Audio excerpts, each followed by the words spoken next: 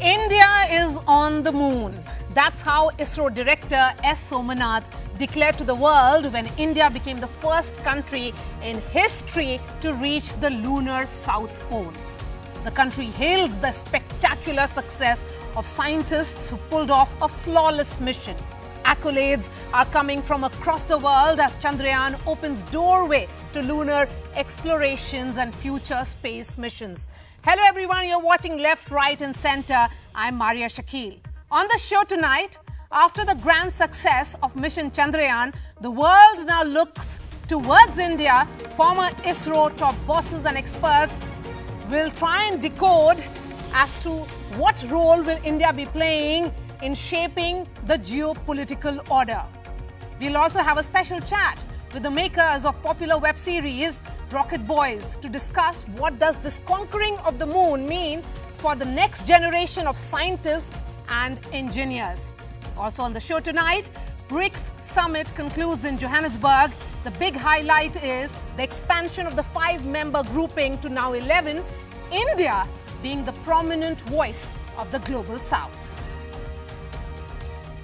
First, the good news. ISRO has put out a tweet detailing what Chandrayaan 3 is now up to. It said all activities are on schedule, all systems are normal, and these are the first set of visuals of the lunar surface that was captured by the Vikram lander before the touchdown.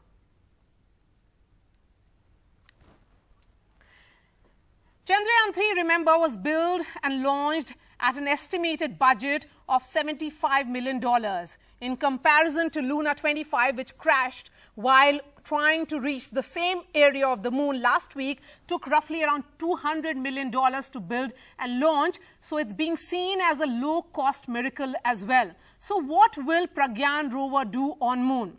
So after rolling down a ramp from the Chandrayaan 3 lander, 6-wheeled Pragyan rover will roam moon for 14 days, and the rover, remember, has a weight of roughly 26 kgs. And it will be carrying out chemical analysis of moon's surface, measure temperature, thermal conductivity, will measure lunar seismic activity as well. You know, Chandrayaan 3 certainly has put India in this elite orbit. It is a boost to perception of India as a rising power.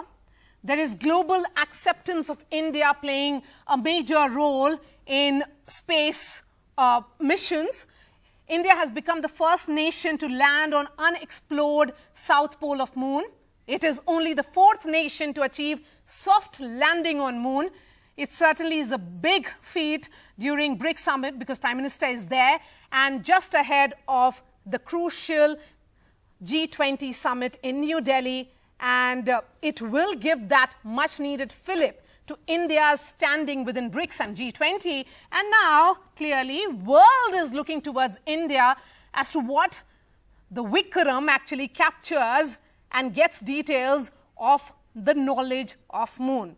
Before I bring in the guests, let me bring Pallav here in the studio, who is here with a rocket. So what do you have here? Let's, shape it up or bring it up for the guests. Well, if Chandrayaan is big and makes India into the big league and the elite club, the next big mission which India has, Gaganyaan, which is to launch an Indian astronaut from Indian soil on an Indian rocket, and this is a scaled model of the launch vehicle Mark III, and this is just come to me today as a gift from Indic Inspirations for Chandrayaan success, and this is the rocket which India will use for launching Indian astronauts. Okay, so when is that happening? In the next couple of weeks, we'll start seeing the testing of this particular rocket. This is the crew module on top of it. This is the crew escape system, and this is the launch vehicle Mark III, the same rocket as which launched Chandrayaan 3, but now human rated. That means the reliability is much higher. Chandrayaan 3 launch vehicle Mark III was also very reliable, but this is even more reliable. So this particular mission to launch an Indian astronaut, there are about a dozen tests which have to happen, and Prime Minister Modi, remember, spoke about it when he was in Johannesburg. This will happen if everything goes well, end of 2024, end of early 2025, India can hope to send an Indian astronaut So we in have space. a roadmap that is ready. A roadmap is fully ready. I personally was very keen that we send an Indian lady up. It was initially called a manned space flight. You made I it hammered human. it to made it to human Okay. space flight. I really want that an Indian fighter pilot Absolutely. go up to the International Space Station on the joint mission by India and US, which is likely to happen in 2024. But I don't think that will happen. Okay. Some of my wishes never materialize. But here is the rocket which will carry Indian astronauts. So if Chandrayaan takes you to big league, this takes you to the super best league. Yes. So let me bring in the guests now. M. Annadurai is former director of ISRO. We also have Dr. G. Madhavan Nair, former ISRO chief. Jonathan Levy is space commentator. He joins me from London. And we have Pallav Bagla here in the studio. I'm going to begin with you, Dr. Nair. One view is that moon isn't the destination. It's a springboard. Because all the information and exploration gathered would set the bar higher. It's a remarkable achievement as far as the Indian space program is concerned. And we have, of course, collected a lot of data from the Chandrayaan 1 and Chandrayaan 2 about the surface features, mineral content, and so on. But now there's an opportunity to validate those information and look for the exotic minerals and helium-3, water, and so on. So this not only will give an idea about the resources there, but also it will give an idea about the ambience which exists on the lunar surface, especially near the South Pole. South Pole is attractive from many points of view that we can, if at all we are thinking of colonizing, water is available only in the region. And again, for the robotic exploration or launching to other planets, if you want to have the rockets to take off from there, the water can be split into hydrogen and oxygen and can be used as fuel and so on. So it's a very important event, and India can be proud that we are the first to land a soft land a spacecraft on the southern region of the moon. Certainly, this is going to not only a technological feat, but also going to bring in a lot of scientific information about the origin of the moon and so on. Yes. We also have Mr. Annadurai, known as the Moon Man of India, who served as the program director of Chandrayaan 1. Mr. Annadurai, from taking baby steps in space exploration in the 80s to the giant historic leap, many say that you have shown the path for what India has achieved. What, according to you, is next for India's space mission? Yeah, one thing is, this series of Chandrayaan 1, that means 2 came and 3 also has been accomplished. So the number of 3, 4, 5 may continue for Chandrayaan, that mission to the moon for exploration is concerned. But each one of the numbers will be logical extension of the previous one. The first one is predominantly an orbital mission. Lunar polar orbit that's there, and it has a modest impact probe. Subsequently, Chandrayaan 2 had a logical extension wherein supposed to have a lander, softly landing and have to rover, and it has a setback at the last minute of that.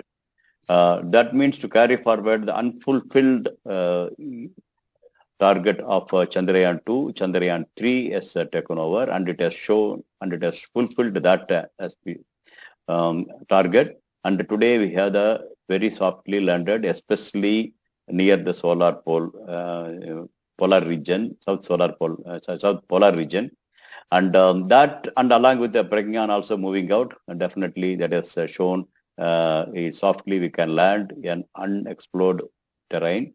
And do in situ analysis and paving a way for the subsequent missions, probably maybe sample return and things like that keep going for lunar exploration. Parallelly, whatever the courage it has given, the confidence it has given from Chandrayaan lunar mission, yes, I think we had already our modest presence. It happened in Mangalyaan around the Mars.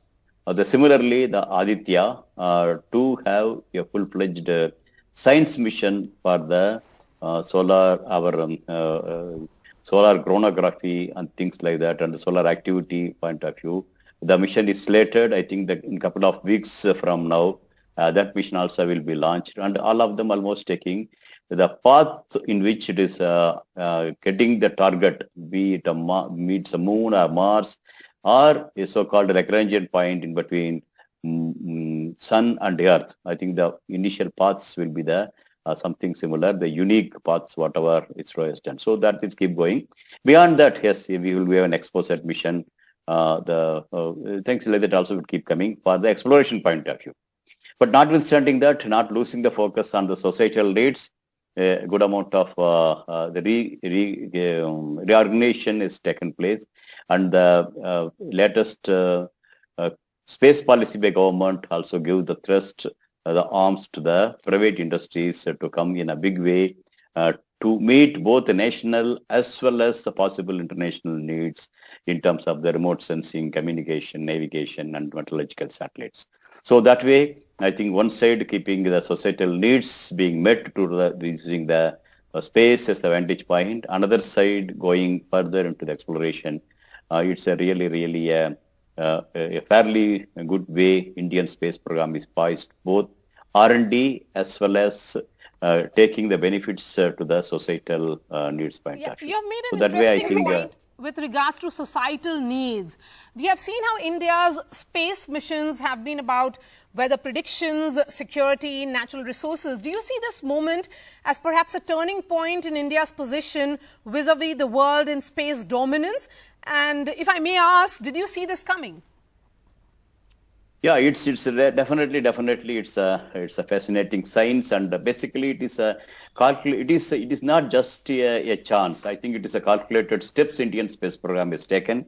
If you recall, even Chandrayaan 1 itself, we have given an opportunity for the established space organizations to be part and parcel of Chandrayaan 1 mission, where India is taking the lead and giving an opportunity for the others, and such that that's made to the whole Indian space program to the world that time itself, wherein we showed to the world a common wisdom will prevail other than individual brilliancy. And that's how even though previous 70 missions has not seen, would not see the water contents in the moon, but whereas Chandrayaan 1, though it's a first mission, modest mission, unambiguously discovered water on the moon, and thereby making the other nations look at India for Indian space program, start looking, and beyond that, now moon also being looked at in a big way. So that's one portion. Second thing is, yes, India also has taken it forward, and be it SAARC nations, the satellite for SAARC nations,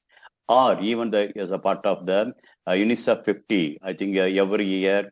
The last 3 years, I think just before the COVID it has happened, and afterwards also it's continuing. I think last 3-4 years, every year, 15 countries who are not spacefaring are brought to India, and they are being given an opportunity look at what is the Indian space program and what are the type of infrastructures we have. Beyond that, they have also given a hands-on experience to make the small satellites. Possibly this is something more like a seeding to the non-spacefaring nations, looking at the India's development in which Indian space program is also playing a role, and also making a modest space science and exploration mission with the reasonably good success, with the just a token of the cost going over there. So putting all these things here, I feel out of nearly 45 countries have been trained today. And out of that, at least a handful, 10 plus countries are showing an active interest to come forward, work with India to take their space efforts.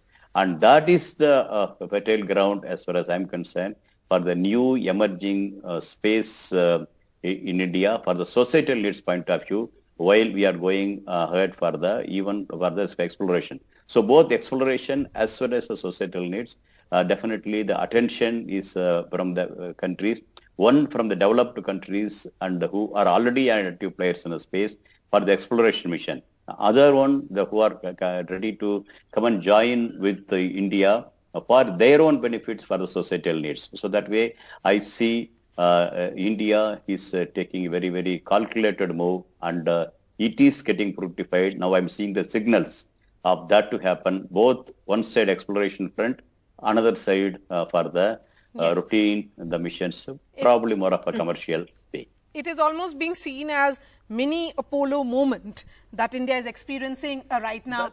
That is true. And let me bring up for our viewers, Maria, this is a very rare show. You have two of our original moon stars.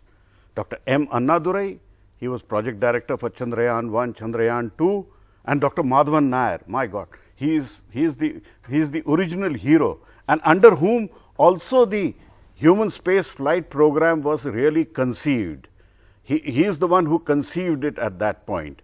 Dr. Madhavan Nair, now that India is going ahead with its Gaganyaan program, remember you were the first one to propose that many years ago. We didn't go through with that at that time. Now we are going through it. Does it make you feel proud? First moon, now getting humans into space? Certainly, I think this moment is, I am filled with full of satisfaction. The dream what we have had in 2005 about the Chandrayaan project finally fructified. Similarly, the manned mission was very much on our agenda, and it is almost in the final stage of approval. But for some reason or other, it was put in a cold storage, and it is the Modi ji who has really dusted it and brought it up. And now it's well on its way. And I'm hopeful that within the next couple of years, we will have our astronaut flying in our GSLV Mark III safely to space and back to Earth. And of course, next step, we should be targeting reaching the moon as well. For that, next generation of launch vehicles are required. For again, the foundation for that has been laid. So I'm happy that whatever dreams we had in the early 2000 era is now being pursued by the ISRO, Indian Space Research Organization, in a vigorous manner. And we are able to stand shoulder to shoulder with the space powers globally. And let me bring in Jonathan as well now. Jonathan, many countries like United States, Russia, Japan have attempted this in the past, but India achieved what all of them perhaps could not with this soft landing of Chandrayaan 3 on the moon, which is largely the South Pole part. Why do you think they failed and we succeeded? And what do you think has changed? I think India persisted and learnt from its failures and put in some very good technology and engineering to achieve this landing and to be able to make sure it got the right spot, a good spot to land in all the new processes it put in. And I think this has impressed certainly the worldwide space community. And this means that India has not only demonstrated its ability to have an independent space program, but that it could be a great partner for space agencies around the world to partner with them in helping them with their future ambitions. And I know India is already signed up to the US NASA Artemis Accords and has been working with the European Space Agency. So this can only put it in a better position going forward. Do you see this tilting the balance of power in space exploration towards India? Because this feat is coming at a time the Lunar 25 spacecraft, which was Russia's first mission in 47 years, crashed into the moon. Would you say that Russia, which was once a powerhouse of space missions, is seemingly failing and India is now rising? I think India is definitely rising as a space power. It's demonstrated its abilities. It's done a lot over a short period of time.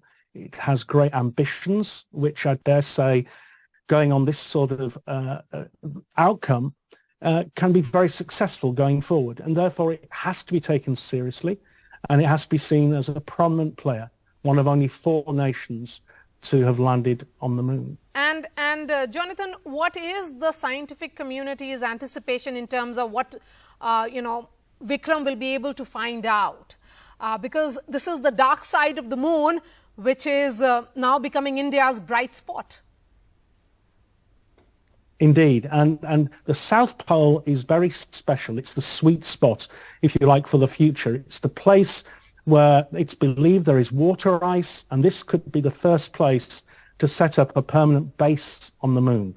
And the findings over the next 14 days could really help the whole world, the whole scientific community, understand more about the chemical composition and the geology in this part of the moon that could open up an amazing future for humans to go to the moon and have a permanent base there, and potentially that be a stepping stone to learning how to go on to places like Mars and maybe even beyond.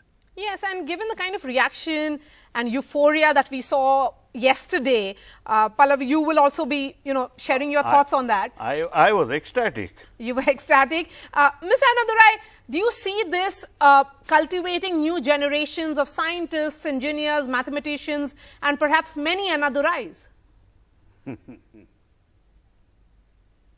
I think yes, I think absolutely, no doubt on that. Definitely, I'm seeing yesterday when I look at here, through media, I could connect to nook and corner of India. The school students, the way in which they are coming back. I was told, I think in Apollo era, that's what was happening in the US. I think much bigger scale it's happened yesterday in India. I think it's an unparalleled way. I could see the enthusiasm in which the people were glued to the thing, and they were aware of that. I think I had an opportunity even to interact with some of the students thanks to the technology provided by media like you. And the way in which they are questioning shows how much they were aware. The way in which inquisitors they are having, I think shows that they have the miles to go ahead. So it is not a miles army, miles of another. So many people, it's a possibility exist across the cross section of the India, and across both boys and girls are doing extremely enthusiastic. So that way I see the science and technology of India is very bright. I was told it's a good percentage of Nobel laureates of US are the generations who have seen the Apollo era is the budding students. Now I see a parallel system happening here. So 20, 30, 40 years from now, I think what India is going to be is really a power in the East.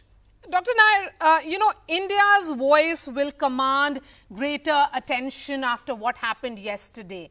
What do you think will change at the high table now? And that's a question also to Pallav. I will answer it after Dr. After Madhan. Dr. Nair.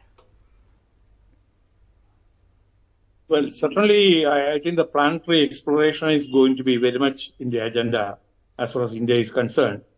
And Mars is the next destination where we should have a closer look at it.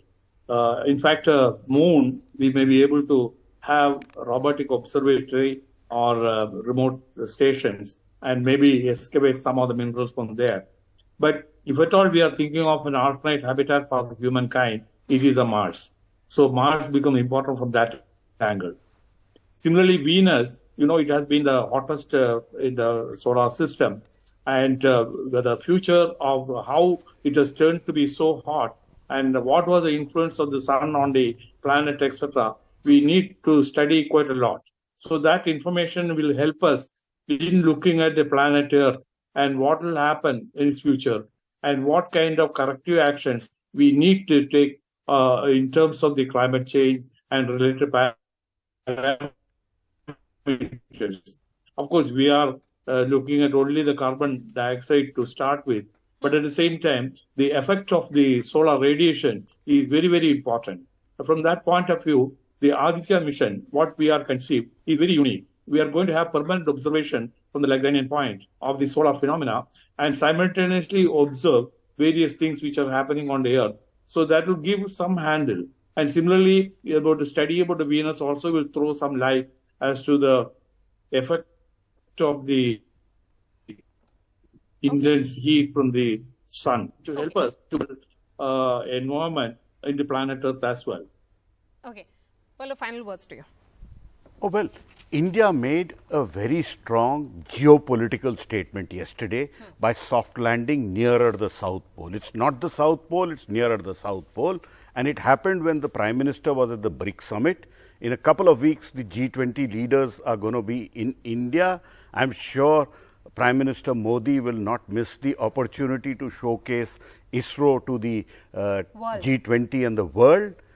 But going forward, we have Dr. Madhavan Nair and Dr. Annadurai here. When they started off the program for India's moon exploration, there was technology denial, there were sanctions.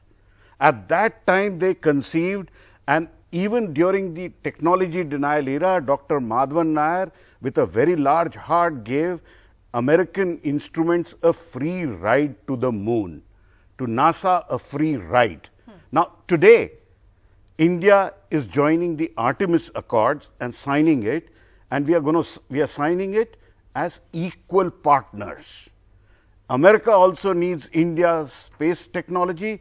India also needs sophisticated technology from America. So if a permanent, like Dr. Madhavan Nair said, if we need a permanent habitation on the moon and on Mars, the low cost, high quality technology will come from India. Okay. India is no longer sitting on a stool on the high table. We are sitting on the high table on a high chair. And I'm sure Prime Minister Modi will ensure that we get the right place in the Committee of Nations in space technology and nuclear technology. Thank you. And Dr. Madhavan Nair laid the foundations along with Congratulations, Dr. Nair and Mr. Annadurai to begin with. And thank you so much for your time, Pallav Bagla, Dr. Nair, Jonathan and Mr. Annadurai. The launch video, remember, had a whopping views of roughly 25 million on ISRO's official YouTube page. No other scientific experiment till date has captured the public imagination this way. Joining me now are the director and producer of the popular web series Rocket Boys, Abhay Pannu and Nikhil Advani. Thank you so much and congratulations. Abhay, were you surprised with the kind of euphoria that we saw among the school boys and girls who had all gathered to celebrate the landing of Chandrayaan 3? Not surprised, but elated. Yeah. I think it was high time that we understood the importance of celebrating the true heroes, the true achievements of our country, and I think we, all of us who were who made the show for the last 3 years, we were very happy that such an historic feat was being appreciated, and there was, as you rightly said, euphoria amongst youth, amongst older people. We're talking about Chandrayaan. It's become a dinner table conversation. So it's incredible. And so is Rocket Boys. A dinner table conversation, a dinner table watch perhaps. Yeah, that was the idea, to be able to make a show that people from all age groups, people across all strata can actually watch, enjoy, celebrate and appreciate. So I think, thank you for saying that. I'm very happy that we were able to make a show that could connect with so many people. And Nikhil, Rocket Boys in fact captures Vikram Sarabhai and ISRO's humble beginnings. How the first launch took place from a small launch pad in Tumba, and from that we have seen the journey. Share with the viewers your research about this entire journey to what we saw yesterday. Well, I think, I think that we were very fortunate to be able to bring the Sarabhai family on board and to be able to get Malika Sarabhai and Devanta Sarabhai to open up not only their heart but every single piece of information that could be used in the show, in the research of the show. I mean, to the extent that to be not only did we get all the writings, the letters, the various private conversations and private diaries that Vikram Sarabhai had written, not only to his family, to Nalini Sarabhai, but also even his thoughts to the people that he was working with. So I think that really helped us in a very big way. It set us. Of course, there's so much available in the public domain about Vikram Sarabhai, and very rightly, he is the father of space technology in India. But really, the trust and the immense faith that the Sarabhai family showed on Abhay and us, Siddharth Roy Kapoor, all of us, we couldn't have made it without that. We couldn't have really made the show without their trust and faith. Yes, and you have captured the challenges that Vikram Sarabhai faced during the initial days. The huge task to convince the government that there is a need for a space program. Yeah, it is. I mean, I think that's a very big part of season 2. You know, where Yes. where we are just coming out of independence, and why do we need to go to space? I mean, we have famine in India, we have poverty in India, we don't. What is the need for going to space? You know? And I'm so glad that today that question has been answered, right? Because it's a huge amount of pride. It sets forth. I mean, Vikram Sarabhai is somebody who had predicted mobile telephones. He had predicted television. He had predicted which is we are talking to you over a satellite, right? Without what he chose to constantly tell a group of people who never understood what he was trying to do, we would not be able to have this conversation right now. So I think he was not only a Renaissance man, he was a visionary.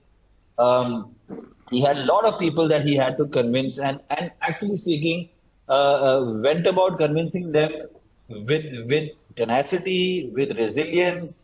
He was quite stubborn from what people have told us, and very driven by the fact that he realized that that the government at that time also had a point of view. They also had a focus and a need to do what they were saying they needed to do, but he kept at it. So I think that I think today the fact that we've called the lander Vikram is a very big moment of pride for Absolutely. Yes. Exactly. his That legacy. brings me to my next question. Building the character Abhay, such as Vikram Sarabhai, on whom the lander is named, which is on the moon and is capturing the details, and he set up ISRO, which has taken Right. India to the moon. The idea is of ordinary men and women who have done such an extraordinary work. And this is about representing that team India. And when we were listening to the project director, the deputy director yesterday, it was about showcasing that these were men and women behind making of the machine. They were involved in the making. That was not just about, giving the idea. It was about execution as well. Right. So, yeah, I think it's absolutely right to have the foresight. I was just listening to the gentleman who was speaking before us, and they said that India happens to be the first country, correct me if I'm wrong, who have managed to do a soft landing on the south pole of That's right. moon, on the dark side. And, there was a gentleman who's not from India. He said that this is going to open up avenues for all other countries to start research for moon inhabitation, everything. That's something that bigger economies, people who have been doing this for far longer than we have, are now going to take help from. Our research, our rover, our lander. I think that was what Vikram Sarabhai was all about. He realized that, for a country which is just newly independent, we will have to break barriers and do something that the other countries aren't doing. The fact that we were able to send this rocket, Chandrayaan 3, in a budget which is less than the budget of the movie Interstellar. We were able to send Mangalyaan rocket, the mission, less than the budget of a movie Gravity. Pardon me if I'm only giving movie analogies, but that's what we hear all around us. But the fact that he chose to be very smart about it, to have the foresight, to have the vision that we will have to do this smartly, otherwise there's no way. So that is something that, I think Vikram Sarabhai doesn't get enough credit for. To be able to build a system, to build an organization that will, do things, the things that haven't been done by other bigger economies, and do it at 1/10 the cost. So Yes. I think that is where the true victory of Vikram Sarabhai. It is being seen as a miracle as well, the low-cost miracle as it is being called. Thank you so much for your time, Abhay and Nikhil. We look forward to season 3 perhaps now. And we are slipping into a short break. Coming up next would be details of the BRICS summit, which is finally expanding.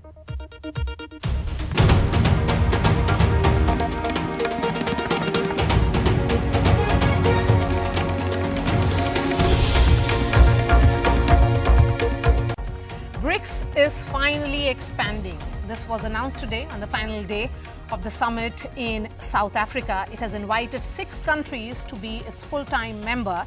India welcomed the move, saying it's also a message to other institutions to change with the times.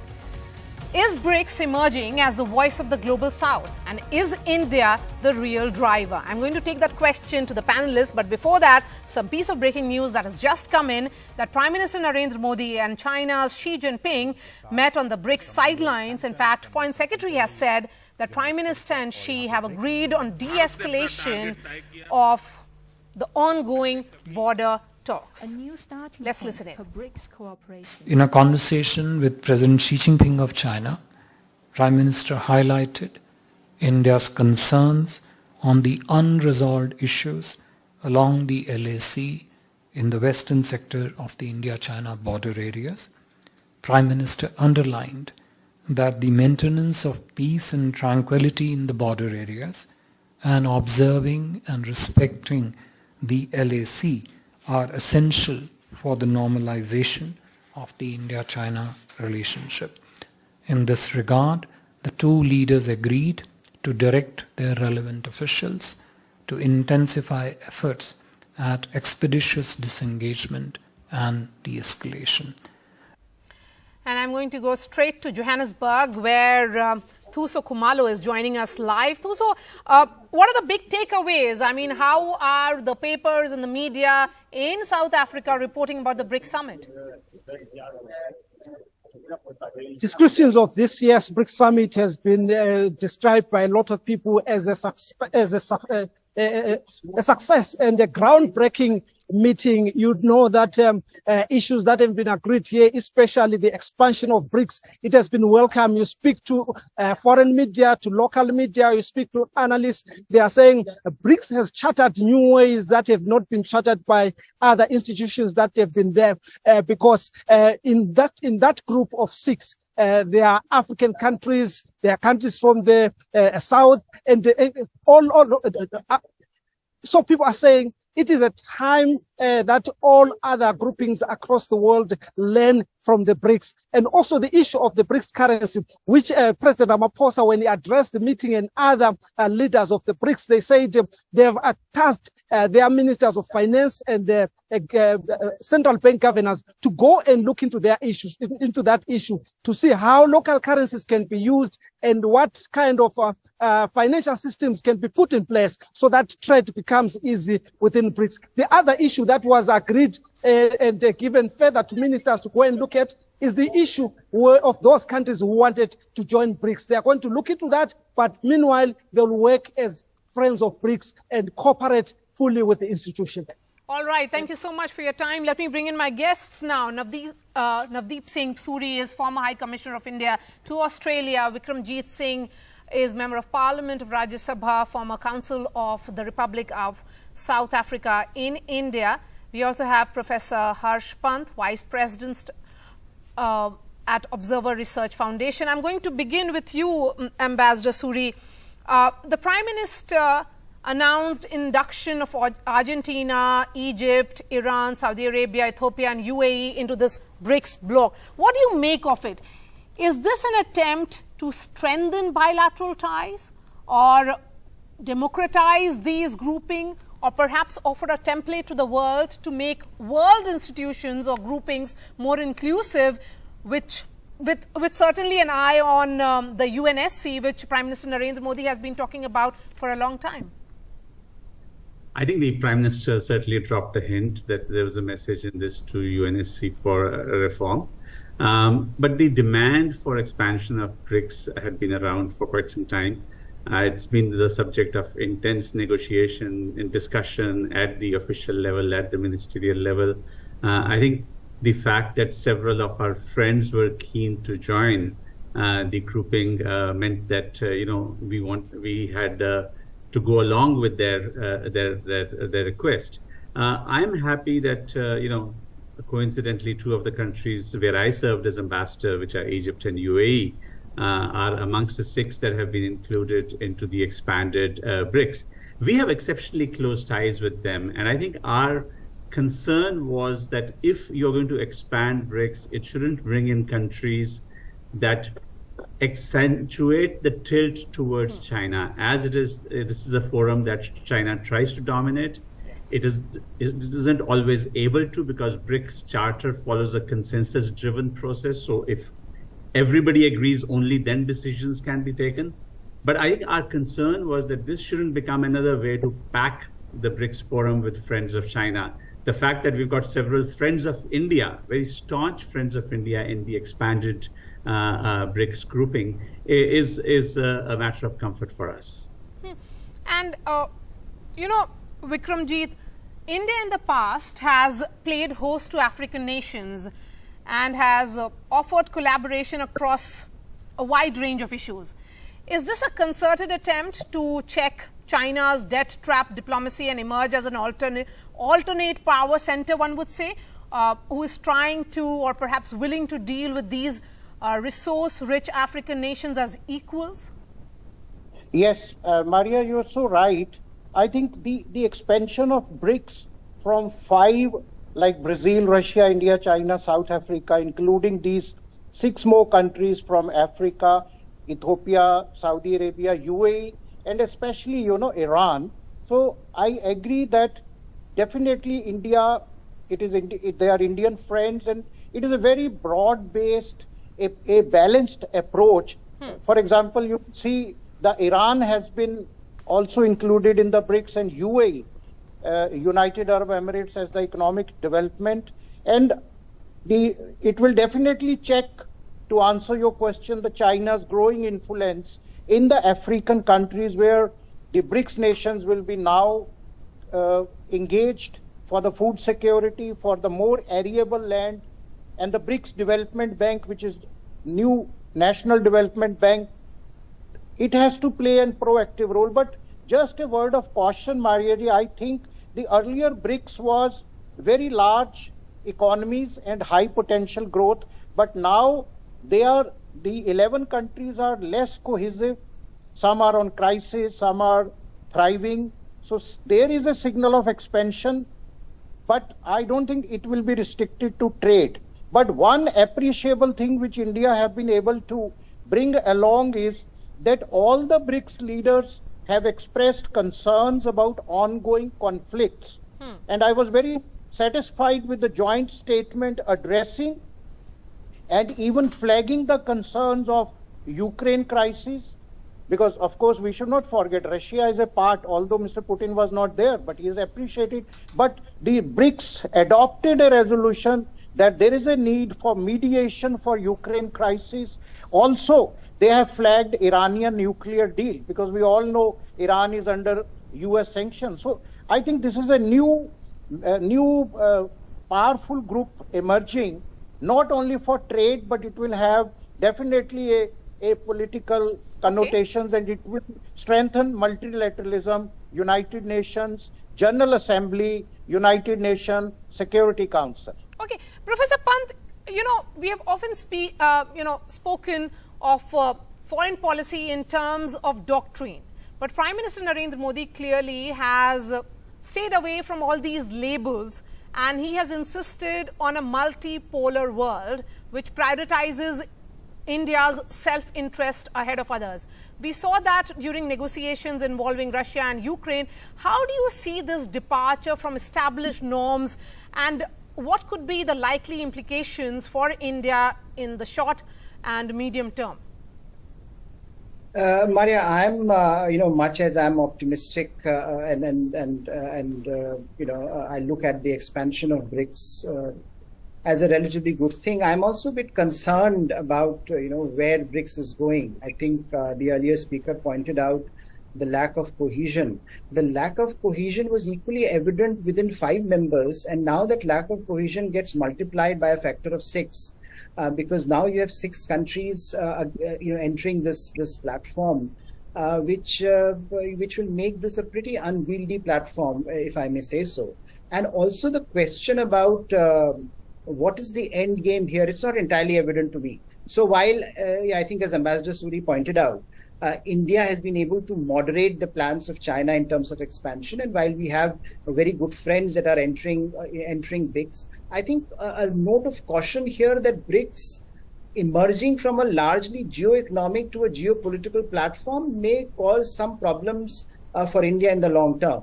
But as you said, in terms of how India envisions its role today, it wants to be part of multiple groupings where it is at the decision-making level. And I think a sense of pragmatism dictates that we continue to engage with BRICS as a platform, which is quite huge and quite dominant in various ways. And if you look at the numbers of global economy or population-wise, but I think the larger issue which will confront India, which India will have to tackle very carefully, is where is this going, and what are the plans here for bringing new members? Because we are told that this is just the first tranche of countries coming into BRICS. There will be many more rounds of expansion perhaps being planned. Now, again, India, one of the primary demands that India had made was that we be clear about the technicalities of expansion. We need to have clear parameters as to which countries are coming in and on what grounds. I think we don't know yet what consensus was reached and why certain countries have been privileged. The first round of expansion is good news for India, but whether this good news will continue, that remains to be seen. So I think the expansion itself, while it is good news at the moment, I don't know whether it will remain a good news for India in the long term, and whether the shape of BRICS will change over a period, and whether the politics is going to impinge more than the economics. Okay, Ambassador Suri, the BRICS Africa outreach and BRICS plus dialogue, these are very fascinating terms which has been used by the Prime Minister. Dissect this for our viewers. Is India now playing for the big stakes? I think what the South Africans did quite smartly was use their presidency of BRICS to put a focus on Africa and invite all of the African heads of state and government to Johannesburg. For us, it is an opportunity to engage with a very large group of leaders from across the African continent. And I think what Prime Minister Modi was able to do in his address to them was tell them that India is trying to be the voice of Africa, the voice of the global South during its presidency of G20. He was able to underline all of the various things that we are doing in Africa, with Africa, as partners of Africa, whether it is scholarships or power projects or IT centers of excellence or technology parks or all of that. So he was able to use that platform to make really a major statement to the African leaders. And I think that's a big positive for us, because in any case, we have been planning to host the next India-Africa Forum Summit, which is due, whether it gets held in India or in an African country. But this was a good opportunity for India to address the African leaders who had been invited by South Africa, let's understand. And interestingly, the Prime Minister spoke about the shared history and legacies as well. Professor Pant, are you seeing these global groupings perhaps an attempt to undo the West's hegemony and shift the power balance to East? Well, I would say to a certain extent, certainly BRICS was designed to be a platform which could raise the voice of the emerging economic powers when they were demanding a greater share in global decision making, and particularly in the economic and finance realm. And there, I think when it all started, it was a project where India was partnering with like-minded countries of BRICS to put that demand firmly on the global agenda, and BRICS have been successful in doing that. BRICS has been a very potent voice for that restructuring and reordering. So I think there is no doubt that BRICS has played a very important role in developing that consciousness in the West that something needs to be done. Where I think India differs from, say, China or Russia is in making BRICS a patently anti-Western platform, and that I think it is not in India's interest. India would not like that to happen. So certainly the demands that India has made with regard to expansion relate to that. But overall, I think BRICS as a platform for a new voice that demands a move away from Western hegemony on finance and trade, finance and economics, as well as we were hearing from your correspondent in Johannesburg, this idea of de-dollarization that has been growing up is also again a reflection of this trend that the hegemony of the dollar, US dollar, should be challenged in some ways by those who are emerging in the global economic hierarchy. So I think broadly that agenda has been put forth in a very effective manner by BRICS. How that gets operationalized in the coming years, that will be also a challenge for BRICS. But I think that issue firmly is now embedded in global consciousness, and in particular in the Western consciousness, which I think is very important if this conversation is to move forward in a productive manner. Okay, my last question is to Vikramjit. Vikramjit, how do you see this playing out, particularly in the context of G20 and India's presidency? Because ma'am, I was very pleased to read that India have been able to act as put a balancing act together. Our friends, United Arab Emirates, countries like Egypt, Saudi have been there, Iran also. Now they have emphasized on the importance of G20 in the BRICS summit declaration, and they have said that the multilateral forum should strive way for international cooperation and financial stability. And India is in a very pivotal position, hosting G20 this year, and next year having the BRICS as a host of BRICS countries, and number of things, and it has coincided with our Chandrayaan landing at Moon, and Prime Minister have emphasized Space Research Consortium, and these things to be used for education, skill development, lives and livelihoods, reaching our education to rural areas, apart from climate change, and agriculture is most important, which I chair the BRICS Agri Forum. We have been engaged for seed development bank, food security, and increasing arable land, and we have to learn from various BRICS countries' experience, like Zero Hunger Project of Brazil, biofuels, which is the need of the hour. So on a whole, I think it will unfold to a very, very, very powerful group, and let's hope it strengthens multilateralism and not necessarily the anti-Western, but it will definitely strengthen South-South cooperation. All right. Thank you so much for your time, Navdeep Singh Suri, Vikramjit Singh, and Professor Pant.